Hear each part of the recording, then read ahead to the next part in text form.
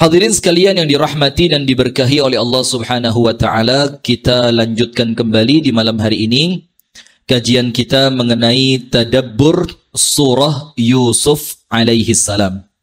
Yang di malam hari ini kita telah sampai pada ayat yang ke-66. Ayat yang ke-66. Setelah pada ayat yang sebelumnya, pada ayat yang ke-60, 61, 62, 63 dan seterusnya, kita telah membahas bagaimana ucapan Ya'qub alaihi salam ketika dia mengatakan, "Qala hal amanukum alaihi illa kama amintukum ala akhihi min qabl, fallahu khairun hafidha wa huwa arhamur rahimin."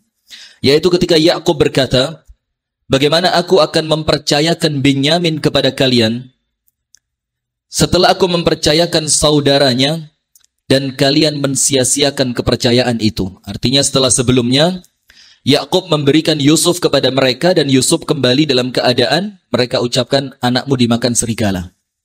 Lalu mana mungkin sekarang Binyamin akan kalian bawa dalam keadaan kalian mengucapkan yang sama. Akan tetapi lihat bagaimana keyakinan Ya'qub alaihi salam kepada Allah, ini yang menjadi titik beratnya. Ya'qub mengatakan, "Fallahu khairun hafidha." Tapi tetap, aku yakin dialah Allah sebaik-baik penjaga. Jadi artinya orang tua ini, apabila kemudian sudah mulai merasa berat menjaga anaknya, jangan pernah hilang putus asa kepada Allah. Tetap katakan, "Fallahu khairun hafidha." Allah lah sebaik-baik penjaga. Di mana ketika Nabi Musa alaihi salam dihanyutkan di sungai Nil, maka saat itu ibunda Nabiullah Musa alaihi salam merasa khawatir. Akan tetapi karena perintah itu datangnya dari Allah, maka Allah pasti menjaganya. Kemudian Ya'qub alaihi salam mendorong supaya Allah benar-benar menjaga Binyamin alaihi salam. Setelah dia mengatakan fallahu khairun hafidha, Allah lah penjaga yang terbaik, maka apa setelah itu? Ya'qub mendorong keyakinan itu dengan husnudzon kepada Allah. Bagaimana husnudzonnya? Wa huwa arhamur rahimin, dan dialah Allah sebaik-baik orang atau sebaik-baik zat yang paling penyayang. Dan dialah Allah adalah zat yang paling penyayang di antara para penyayang. Dan ini husnudzon. Dan kita perlu tahu Allah senantiasa sesuai dengan prasangka siapa? Hambanya. Kalau kita husnudzon, Allah kasih baik. Kalau kita berprasangka buruk, Allah kasih buruk. Bukan karena Allah zalim, tapi karena Allah hanya melakukan sesuai dengan apa yang Anda prasangkakan kepada Allah. Kemudian ayat yang ke-65, "Walamma fatahu mata'ahum wajadu bidha'atahum ruddat ilaihim. Qalu ya abana ma nabghi. Hadhihi bidha'atuna ruddat ilaina wa namiru ahlana wa nahfadhu akhana wa nasdadu kayla ba'ir. Dzalika kailun yasir." Maka ketika mereka kembali dari Mesir mendapatkan makanan yang banyak, lalu Yusuf memberikan syarat kepada mereka bahwa mereka tidak boleh kembali sampai mereka membawa Binyamin. Maka mereka membuka barang-barang mereka. Mereka ternyata menemukan barang barter mereka, penukar mereka untuk mendapatkan makanan, ternyata dikembalikan oleh orang Mesir kepada mereka. Artinya mereka mendapatkan makanan secara gratis, cuma-cuma.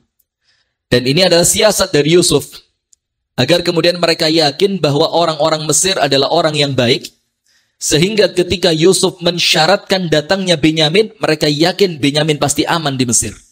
Jadi ini siasat saja, dan boleh semacam itu apabila tujuan dari siasat itu adalah kebaikan. Nah, maka mereka menemukan barang penukar mereka dikembalikan kepada mereka. Maka mereka berkata kepada Ya'qub, "Wahai ayah kami, apalagi yang kita inginkan? Ini barang-barang kita semuanya dikembalikan kepada kita, dan kita akan dapat memberi makan keluarga kita, dan kami akan menjaga saudara kami." Siapa maksudnya? Binyamin. Kalaupun kau berikan Binyamin kepada kami, kami pasti jaga dia. Dan kita akan mendapatkan tambahan jatah gandum seberat seekor unta. Dan itu suatu hal yang mudah untuk Raja Mesir. Nah, sekarang perhatikan. Dari ayat yang ke-65 ini, satu yang paling besar yang kita ambil, yaitu apa? Manusia itu, kalau berbicara urusannya perut, maka semua nurut. Kalau urusannya perut, semuanya nurut. Dan terbukti ini. Kita ini kalau ngomong tentang ibadah, bos, koyok yo. Kita ini kalau ngomong tentang kesalahan orang lain, luar biasa. Tapi ketika kesalahan itu berhubungan dengan ekonomi kita, pura-pura tidak ngerti. Tuh, tidak boleh utang di bank. Anak tidak ngerti, tidak paham mana. Tapi ketika yang utang di bank orang lain, dikejar luar biasa. Betul tidak? Nah, maka ini artinya apa? Ketika sesuatu itu berkaitan dengan perut, dengan makanan, dengan keberlangsungan ekonomi kita, maka tidak semudah yang dibayangkan. Tidak semudah yang dibayangkan. Atau bahasanya mungkin begini. Ada orang yang ketika adzan zuhur, tokonya masih buka. Kemudian kita yang di masjid ngelihat, tokonya kok masih buka? Wah, lemah iman. Dia tidak yakin bahwa Allah itu Ar-Razzaq, zat yang maha memberi rezeki. Tunggu hadirin. Tidak bisa antum menilai keadaan antum dengan keadaan orang lain. Tidak boleh menimbang keadaan orang lain dengan timbangan kita. Tidak bisa. Buktinya apa?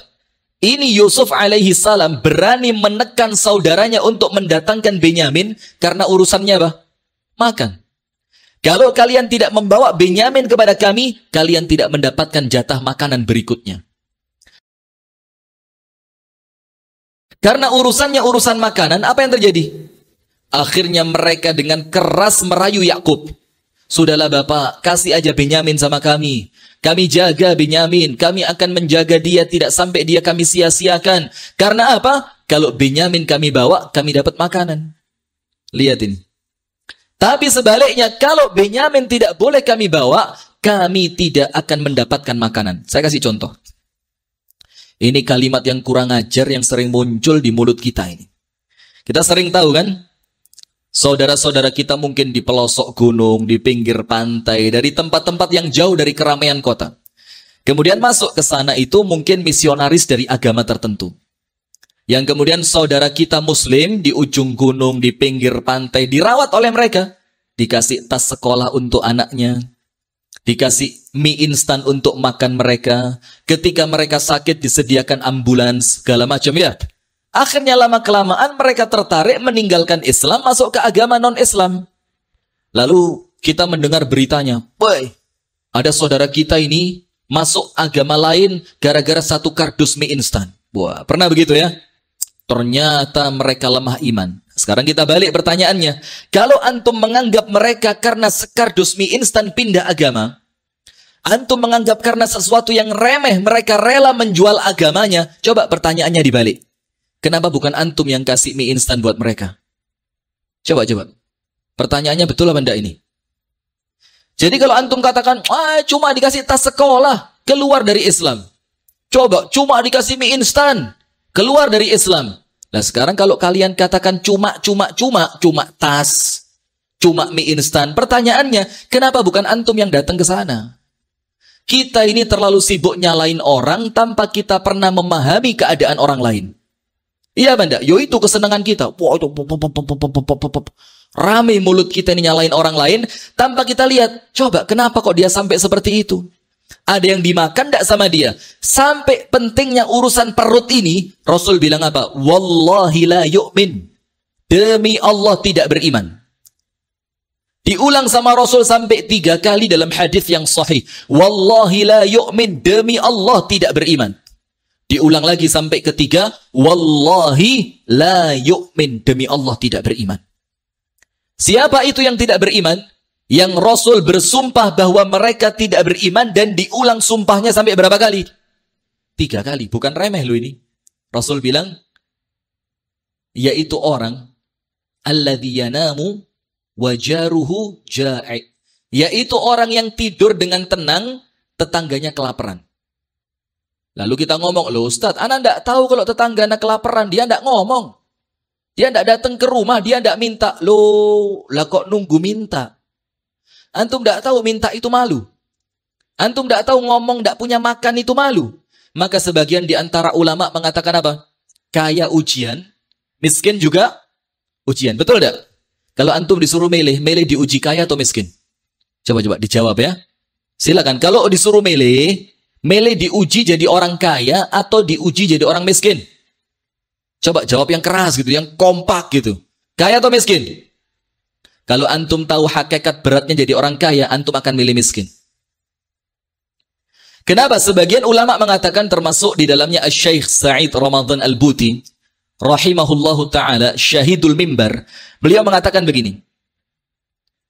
Orang kaya tidak dikatakan bertanggung jawab atas kekayaannya sampai dia merasakan kekayaan itu seperti orang miskin merasakan pahitnya kemiskinan. Saya ulang ya. Jadi orang kaya itu tidak dianggap bertanggung jawab dengan kekayaannya. Dia tidak memahami hakikat bahwa kekayaan itu adalah ujian. Sampai kapan? Sampai dia merasakan bahwa kaya itu berat, sebagaimana orang miskin merasakan beratnya kemiskinan. Karena dua-duanya ujian. Karena dua-duanya ujian. Sampai ini oleh Imam Ibnu Qayyim dibahas. Dalam kitab Ad-Da' wad-Dawa. Ibnu Qayyim membahasnya apa? Mana lebih mulia? Mana lebih afdal? Orang kaya pandai bersyukur luar biasa. Pintar syukur. Atau orang miskin sabarnya luar biasa. Nah, coba kalau antum yang suruh jawab, pilih mana? Mana lebih hebat? Orang kaya yang pandai bersyukur, mana lebih baik? Atau orang miskin yang pandai bersabar? Coba, kira-kira bagus mana? Bagus mana? Kaya. Kalau bagus kaya, tidak ada hadis mengatakan orang kaya masuk surganya telat 500 tahun dibanding orang miskin. Bagus mana berarti? Miskin, gantian miskin. Kalau miskin tidak bisa bantu masjid. Coba, mana lebih bagus? Kaya pandai bersyukur atau miskin pandai bersabar? Para ulama ramai masalah ini. Karena apa? Karena mereka tidak sibuk masalah kecil. Maka yang mereka sibukkan masalah-masalah besar. Kita ini sekarang sibuk masalah kecil, besarnya nggak keurus. Urusannya pancet tiap tahun itu terus. Ketika Idul Fitri tidak bareng, rame maneh. Nanti masuk bulan Rabiul Awal, rame maulid Nabi maneh. Kapan selesainya? Apa tahun-tahun sebelumnya tidak pernah belajar gitu? Sampai tiap tahun harus rame terus. Nah, maka sampai para ulama bilang, sebagian mengatakan kaya lebih afdol.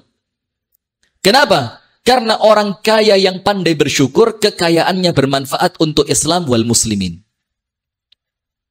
Sebagian mengatakan mana lebih afdol? Kaya. Sebagian mengatakan tidak bisa. Miskin lebih afdol. Kenapa begitu? Karena orang miskin masuk surganya lebih cepat dibanding orang kaya. Kalau masuk surganya lebih cepat, berarti dia lebih afdal. Imam Ibnu Qayyim mengatakan, la ghani wa la faqir. Bukan yang kaya, bukan yang miskin. Tapi dikembalikan kepada penilaian Allah, yaitu inna akramakum indallahi atqakum. Kalau orang kaya pandai bersyukur, yang miskinnya pandai bersabar, sekarang tinggal dilihat mana di antara mereka berdua yang lebih bertakwa kepada Allah. Nah, maka hati-hati, urusan perut ini bahaya. Sampai Rasul mengingatkan tidak beriman kalau kalian tidur malam tenang, tetangga kalian apa? Kelaparan. Karena apa? Eman kalau sampai dia kelaparan, yang memperhatikan orang-orang kafir, akhirnya dia murtad, kita tinggal ngomong, dasar lemah iman.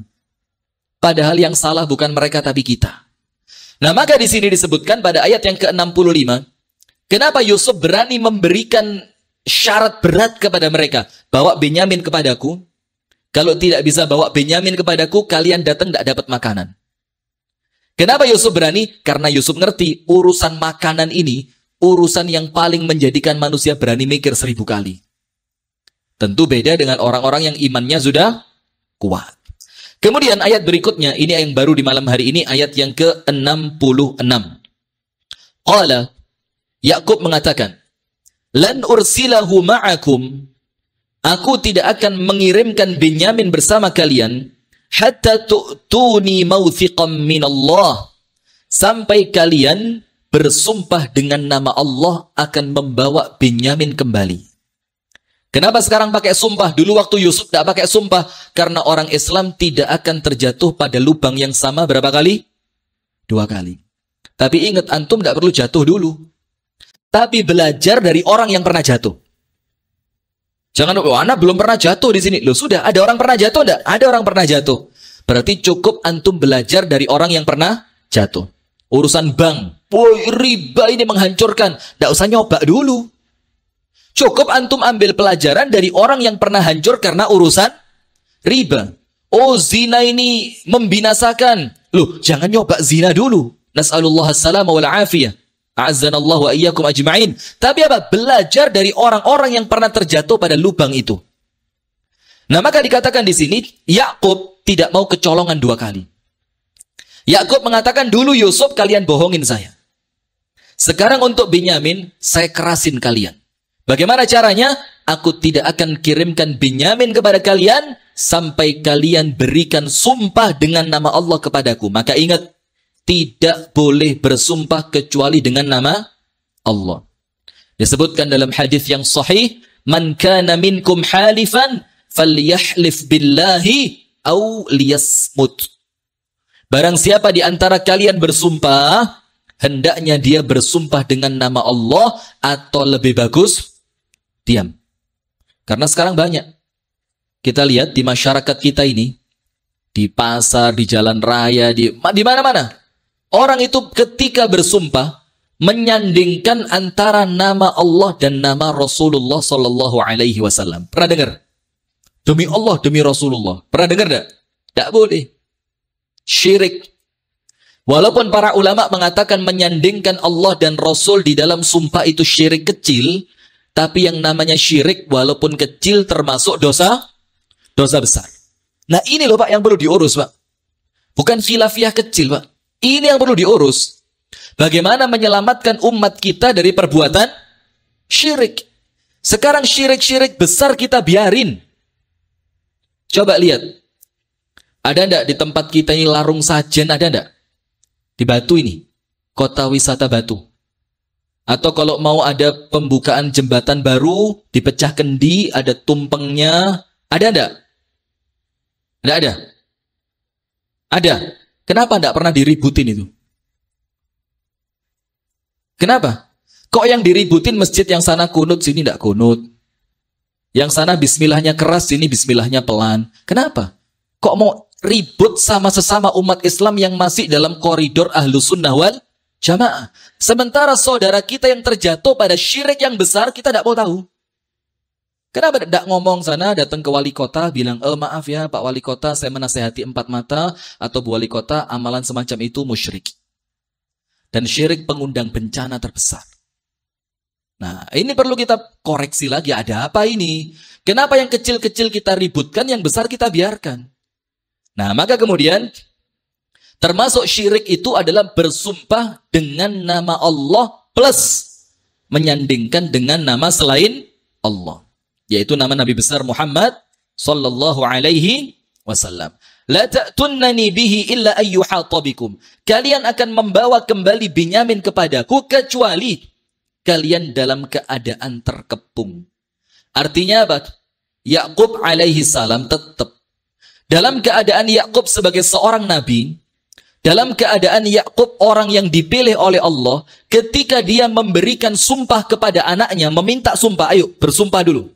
Tapi tetap Yakub ngerti, keadaan itu ada loh, keadaan darurat. Walaupun kalian sudah bersumpah, tapi tetap kok. Kalau dalam keadaan darurat, saya toleransi kalian kalau kalian tidak menjalankan sumpah kalian. Lah, ini ayat Quran yang mengatakan. Jadi tidak semua keadaan itu senantiasa sama dengan yang kita pikirkan. Enggak. Sampai dalam ilmu fikih ada yang namanya keadaan darurat.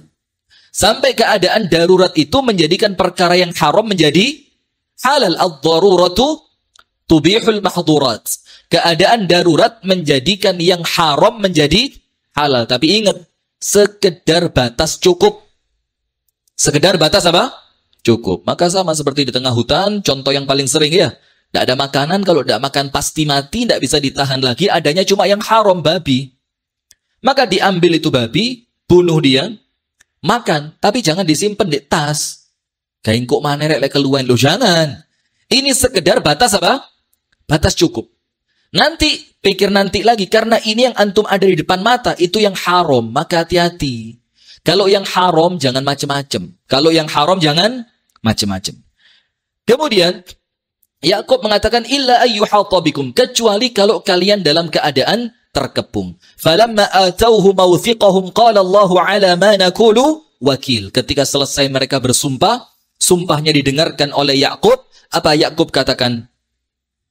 Dan sekarang kata Yakub, Allah subhanahu wa ta'ala adalah penjaga atau saksi atas apa yang telah kita ucapkan. Saya punya cerita menarik ini. Waktu kami kuliah dulu, ada teman saya nyontek. Ketahuan dosen dari Mesir. Ketahuan. Dia bilang, Ghishta, kamu curang. Dia bilang, enggak, saya tidak nyontek Ustaz. Ustaznya bilang, lah, saya lihat dengan mata saya, kamu buka buku tadi. Ini teman saya ngotot. Enggak, saya tidak nyontek.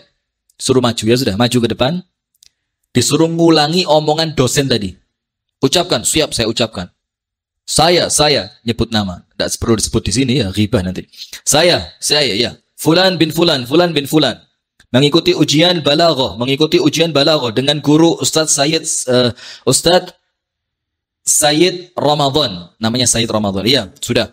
Bahwa saya menyatakan saya tidak mencurangi dosen dalam ujian ini. Saya tidak mencurangi dosen dalam ujian ini. Terakhirnya apa? Wallahu dan Allah ala ma naqulu syahid. Dan Allah saksi atas apa yang saya ucapkan. Langsung teman saya ini bilang, oh, tidak jadi. Saya ngaku, saya curang. Ini bagus. Masih curang, walaupun dia curang, tapi ketika disebut nama Allah, dia masih takut. Sekarang tidak ada takutnya. Saya bersumpah dengan nama Allah. Quran taruh atas kepala. Saya tidak akan korupsi, saya tidak akan mencuri, saya akan lakukan dengan sebaik-baiknya. Subhanallah. Besok lupa sumpahnya. Maka yang semacam ini biasanya dihukum sama Allah di dunia sebelum nanti ditambahi di akhirat. Kenapa? Karena dia meremehkan sumpah. Nah, makanya tidak boleh sembarangan. Harus betul-betul hati-hati. Sudah ayat yang ke-67. Waqala, dan Yakub mengatakan, ini keren ini. Yakub mengatakan begini. Qala, ya baniya, la tadkhulu min babi wahid, wadkhulu min abwabin mutafarriqah. Wa ma ughni ankum min Allahi min syai', inil hukmu illa lillah, alaihi tawakkaltu, wa alaihi falyatawakkalil mutawakkilun. Artinya, dan dia Yakub mengatakan, wahai anak-anakku, lihat ya, sak benci-bencinya orang tua sama anak, tetap orang tua itu tidak kepingin anaknya celaka. Sudah, kalaupun kadang-kadang ngomong keceplosan, itu bisa ditoleransi lah. Tapi dalam hati kecilnya, mesti apa? Dia kepingin anaknya selamat. Tapi hati-hati orang tua. Omongan orang tua ini sama Allah diijabah. Jangankan yang baik, yang buruk pun sama Allah diijabah. Antum tahu kan kisahnya Juraij. Ketika sholat sunnah dipanggil sama ibunya 3 kali, tidak semaur. Tidak mau datang ke ibunya. Dia bingung, sholat atau ibu ini. Sholat atau ibu. Ini sholat loh ya, tidak main PS loh ya. Ini sholat loh ya, bukan duduk sama temen loh ya. Sholat. Tidak datang panggilan ibu, ibunya marah. Mudah-mudahan kamu tidak mati sampai mukamu dipertontonkan di depan perempuan nakal. Betul, diijabah sama Allah. Ketika Juraij kena masalah, dihadapkan ke hadapan raja, di tengah jalan, dipertontonkan di hadapan perempuan nakal. Apa kata Juraij? Asabatnil yawma da'watu ummi. Hari ini saya kena doanya ibu saya. Maka orang tua ini kudu pinter-pinter njogo lisan. Selain bapak, yang paling utama ibu. Coba ibu-ibu di belakang dengerin saya ya. Ibu-ibu, dengar ya. Hati-hati kalau ngomong sama anak. Dasar anak cerewet. Cerewet betulan, ibunya yang minta. Gak bisa diatur. Gak bisa diatur betulan. Siapa yang minta? Ibunya. Coba Anda doain seperti kisahnya Syekh Abdurrahman Sudais. Dan ini cerita, beliau ceritakan ketika beliau khutbah Jumat. Judul khutbahnya apa? Aqamatni ala hadzal mimbari da'watu ummi. Yang menjadikan aku berdiri di atas mimbar ini, doanya ibuku. Semuanya mungkin pernah dengar ceritanya ya. Ibunya dapat tamu. Sebentar lagi tamunya datang, semua makanan yang dihidangkan oleh Syekh Abdurrahman Sudais kecil dimasukin pasir. Coba kalau orang batu anaknya seperti itu, diapain anaknya? Dimasak sekalian. Coba diapain kira-kira? Atau ini pemirsa Madani TV ini, kira-kira kalau tamu sebentar lagi datang, dalam keadaan masak itu lama, tidak seperti zaman sekarang gampang telepon catering. bebek panggang 3, ayam panggang 3, enggak seperti sekarang. Itu tamu mau datang makanan dimasukin pasir semua. Wih, apa yang terjadi? Mungkin dimasak ini anak ini. Sudah ibunya marah-marah, wajar ya. Ibunya bilang apa? Ukhruj ya bunai. Nak, saya tidak mau melihat kamu di rumah, nak. Keluar aja kamu dari rumah. Diusir sama ibunya. Tapi ketika ngusir, tidak lepas dari doa yang baik. Apa doanya? Asa antakuna imaman lil haramain. Mudah-mudahan suatu saat kamu jadi imam Masjidil Haram. Jadi tidak? Jadi tidak? Doanya siapa? Doanya ibunya ketika senang atau ketika marah? Ketika marah. Maka ketika marah jaga. Maka ibu-ibu ini ingat, Bu. Anak Anda yang durhaka, Bu, jangan ditambahi rusak karena doa jelek. Kesian dia. Dia sudah cukup menderita dengan kedurhakaan dia kepada orang tuanya. Jangan lagi ditambahi dengan kalimat-kalimat yang buruk. Jangan lagi ditambahi dengan doa-doa yang jelek. Kesian, semakin hancur dia. Maka seharusnya bagaimana? Kalau Anda lihat ada anak yang durhaka, justru itu yang paling penting didoakan banyak-banyak. Kalau yang baik, sudah perlu didoain lah. Kasarnya begitu ya, tanda kutipnya begitu. Kalau yang sudah baik, tidak perlu didoain. Justru mereka yang perlu didoakan itu siapa? Justru mereka yang saat ini dalam keadaan tidak baik. Itu yang perlu didoakan. Dielus kepalanya, doain ketika tahajud, ketika buka puasa didoakan. Kenapa begitu? Karena doa orang tua itu luar biasa. Nah, maka Yakub mengatakan sama anaknya, wahai anakku, la tadkhulu min babi wahid. Nak, nanti kalau kamu sampai di Mesir, jangan kamu masuk lewat satu pintu, nak. Tapi bagaimana? Wadkhulu min abwabim mutafarriqah. Tapi masuklah kamu dari pintu yang berbeda. Kenapa begitu? Masuklah kamu lewat pintu yang berbeda. Kenapa begitu? Karena khawatir, nak. Kalau nanti kamu bawa Benyamin, ternyata sampai Mesir kamu dijebak, nak. Maka kamu tidak terjebak semuanya. Yang lainnya bisa selamat. Lihat ini orang tua ini, Masya Allah. Anaknya mengecewakan Yakub waktu Yusuf dibilang mati dimakan serigala. Sekarang anak kesayangannya yang kedua setelah Yusuf dibawa lagi. Dan mohon maaf ya, normalnya manusia. Mesti ada kekhawatiran, jangan-jangan seperti Yusuf juga ini. Jangan-jangan mereka mau celakain Benyamin juga ini. Tapi tetap tidak keluar dari orang tua kecuali nasihat yang terbaik. Nah, ini orang tua. Tidak boleh berhenti menasehati siapa? Anaknya. Tapi subhanallah, antum lihat. Wa ma ughni ankum minallahi min syai'.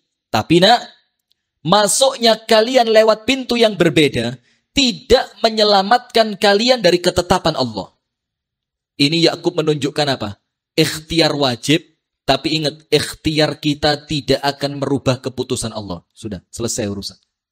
Antum buka kitab Ad-Da' wa Dawa', ada hadis riwayat Imam Ahmad, hadisnya Hasan. Rasulullah SAW bersabda, la yughni hadharun min qadarin. Hati-hati kalian, tidak menjadikan kalian selamat dari takdir. Ya apa? Hati-hati, tidak bikin kalian selamat. Hati-hati betul naik motor, ngiri pol sudah. Sampai bannya itu di sisi terkiri dari aspal. Nyimpang didik geblak. Sangat hati-hati sudah. Harapannya ketika dia hati-hati dia akan selamat. Ternyata karena saking hati-hati dibel sama tukang mikrolet. Tidin. Kaget. Karena kaget malah gelimpangin nengah sikat truk. Kepalanya pecah. Loh ya apa? Justru kecelakaan karena terlalu hati-hati. Tidak bisa hati-hati nyelamatin. Terus bagaimana? Tidak usah hati-hati ya. Naik motor yang kenceng aja wis ya. Naik mobil yang bawanter misalnya. Ya malah salah. Sama salahnya. Bahkan ini semakin salah. Kenapa? Nantang takdir ini. Tapi apa yang terjadi? Antum tahu kisahnya Umar bersama Abdurrahman bin Auf kan? Mau masuk kampung, ternyata di kampungnya ada penyakit menular. Maka Umar bingung, ini masuk tidak masuk nih? Sahabat Ansor bilang masuk. Muhajirin bilang jangan masuk. Abdurrahman bin Auf mengatakan, tidak masuk. Kenapa tidak masuk? Aku mendengar Rasul bersabda, apabila kalian masuk suatu kampung, apabila kalian mendengar, idza sami'tum fi qaryatin at-ta'un fala tadkhuluhu. Kalau kalian masuk di suatu, kalau kalian dengar di suatu kampung ada penyakit ta'un, kalian di luar jangan masuk. Fa in anta fihi fala takhruj minhu. Kalau kamu di dalam kampung itu jangan keluar. Kalau di luar jangan masuk, kalau di dalam jangan keluar. Kenapa? Kalau masuk pasti ketularan mati. Kalau keluar, menularkan penyakit yang mematikan. Akhirnya Umar bilang apa? Kalau begitu, kita pulang. Sebagian sahabat nyeletuk. Bilangnya apa? Ya Umar, atafirru min qadarillah. Umar, kamu mau lari dari takdirnya Allah. Apa kata Umar? Naam, iya. Ya, sesederhana itu, iya. Saya lari dari takdirnya Allah. Tapi apa? Afirru min qadarin ila qadar. Aku lari dari takdir yang satu untuk menjemput takdir yang berikutnya. Bayangin Rasul mengatakan, hati-hati kamu tidak bikin kamu selamat dari takdir. Kerja keras kamu tidak bisa bikin kamu kaya. Belajarmu tiap malam tidak bisa bikin kamu pinter. Yang menjadikan kamu kaya, bikin kamu selamat, bikin kamu pinter, semuanya takdir. Maka konsep takdir yang paling keren, apa Allah katakan? Likaila tafrahu bima atakum, likaila tafrahu bima atakum, wala tahzanu bima fatakum. Likaila ta'sau ala ma fatakum, wala tafrahu bima atakum. Takdir itu tujuannya apa sih? Biar kalau kalian mendapatkan sesuatu tidak sombong. Dan kalau kalian kehilangan sesuatu tidak terlalu sedih. Takdir.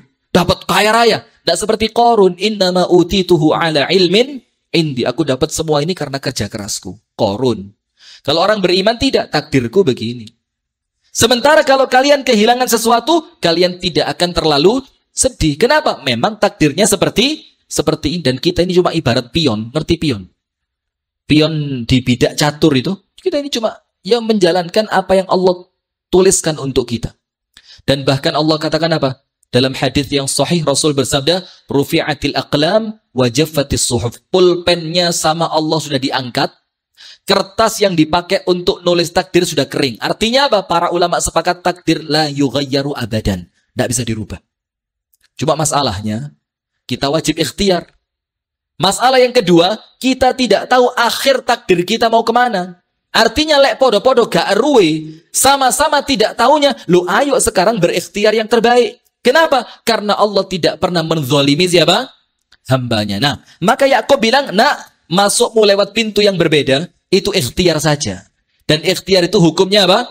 Wajib. Contoh, Rasul Isra Mi'raj, buruknya diikat. Pertanyaan, ada ndak orang bisa nyuri buruk?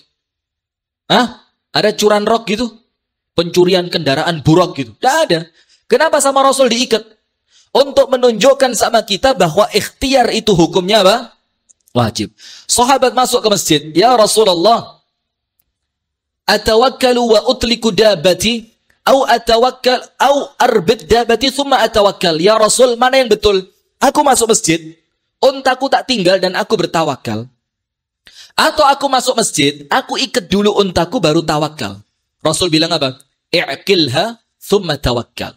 Ikat dulu baru tawakal. Karena lucu. Kalau antum bertawakal tanpa ikhtiar, itulah Ibnu Qayyim bedakan mana orang yang berharap dan mana orang yang berangan-angan. Hati-hati loh ya.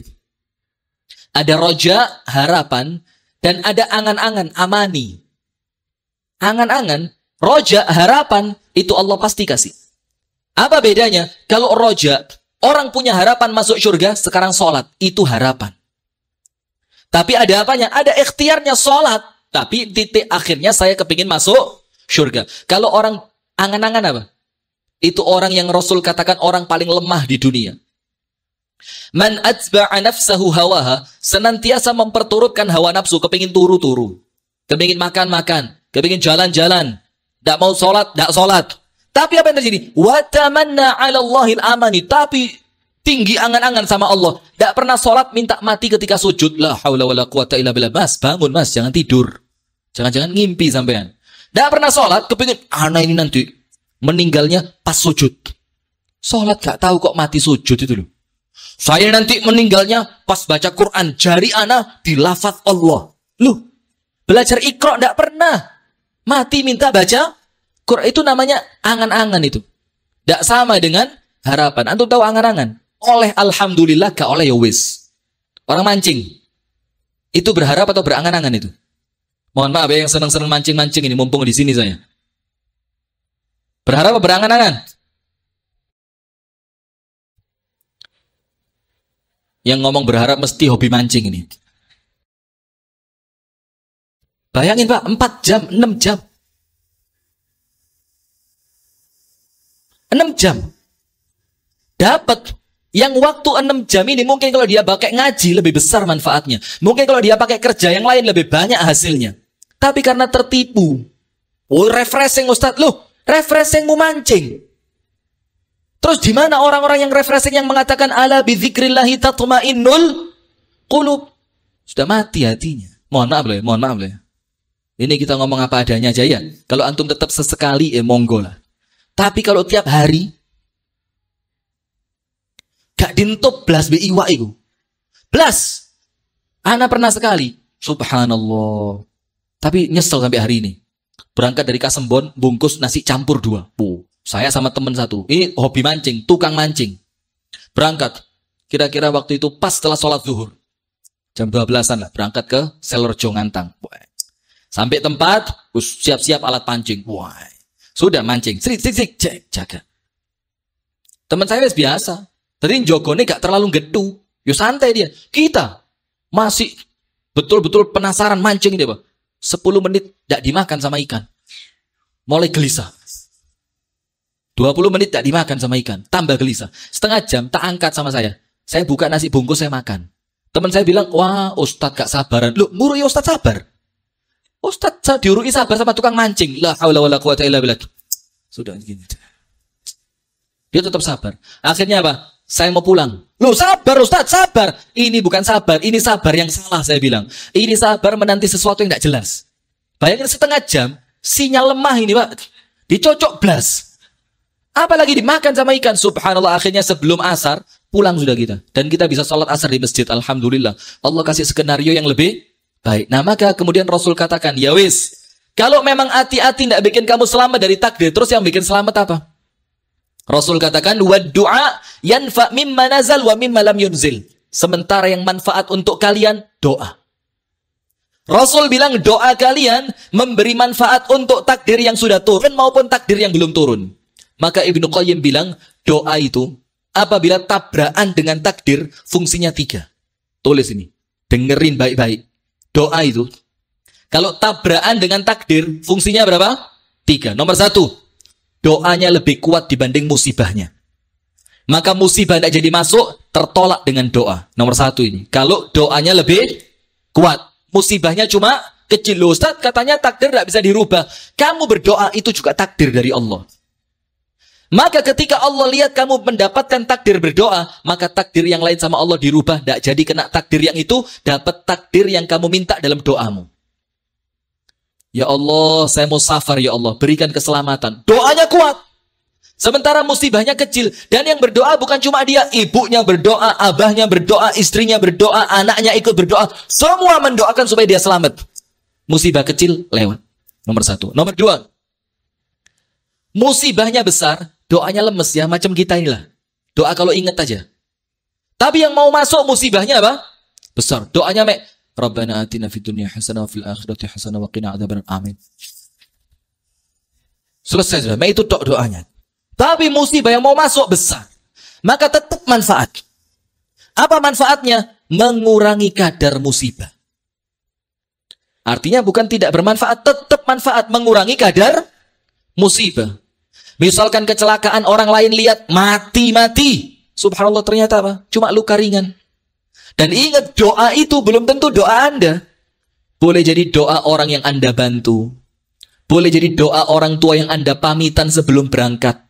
Boleh jadi doa istri yang Masya Allah ketika Anda berangkat, Anda cium keningnya, doain ya, mudah-mudahan selamat, istri ikhlas, doa minta suaminya selamat. Akhirnya doa tadi, walaupun musibahnya yang mau masuk besar, seharusnya Anda mati sama Allah dihilangkan karena kekuatan doa. Dikurangi kadarnya. Nomor 3, ini yang paling banyak. Hati-hati orang Batu ya. Dan semua pemirsa Madani TV. Hati-hati, yang paling banyak nomor 3. Apa itu? Ayya'talija ila yaumil qiyamah. Antara doa dan musibah, dorong-dorongan sampai kiamat. Ketika doanya lemes, musibahnya masuk. Ketika doanya tetap kuat, itu musibah tidak bisa masuk. Ini yang paling banyak. Maka hati-hati, jangan sampai lengah Doa. Dan Rasul katakan, tidaklah seorang mukmin berdoa dengan suatu doa yang baik, tidak mengandung dosa, tidak mengandung pemutusan silaturahim, kecuali sama Allah pasti diijabah, pasti dikasih. Dikasihnya salah satu di antara tiga. Nomor satu, langsung diijabah, dikasih apa yang dia minta. Nomor dua, disimpan untuk pahala akhirat. Nomor tiga, dihindarkan dari musibah sesuai kadar doanya. Artinya tidak ada doa sama Allah tidak dikasih, itu tidak ada. Langsung dikabulkan, dikasih pahala besar untuk akhirat, dan sama Allah dihindarkan dari musibah sesuai dengan kadar doanya. Sahabat dengar, oh enak orang berdoa. Idzan nukthir ya Rasulullah. Kalau begitu kami mau banyakin berdoa. Apa kata Rasul? Allahu akthar. Kalau kalian perbanyak berdoa, Allah kasih lebih banyak untuk kalian. Nah, maka itulah hadirin. Yakub mengatakan, nak, ikhtiarmu tidak bisa merubah takdirnya Allah, nak. Tapi apa? Tapi insya Allah doa kita yang akan merubah semua itu. Maka orang tua, jangan lupa doain anak. Kita doa untuk istri kita, untuk anak kita, untuk suami kita. Anak, jangan lupa doain orang tuanya. Menantu, doain mertua. Mertua, doain menantu. Cuma ini tok mertua. Tungak no mantumu. Doain jadi menantu yang baik. Bisa membimbing anakmu menjadi anak yang baik. Insya Allah kita lanjutkan pada pertemuan yang berikutnya. Kita ucapkan jazakallah khairan katsira kepada seluruh pemirsa Madani TV dimanapun Anda berada, dan kepada seluruh jamaah Masjid At-Taqwa Kota Wisata Batu. Subhanakallahumma wa bihamdika asyhadu an la ilaha illa anta astaghfiruka wa atubu ilaik. Kurang lebihnya mohon maaf. Assalamualaikum warahmatullahi wabarakatuh.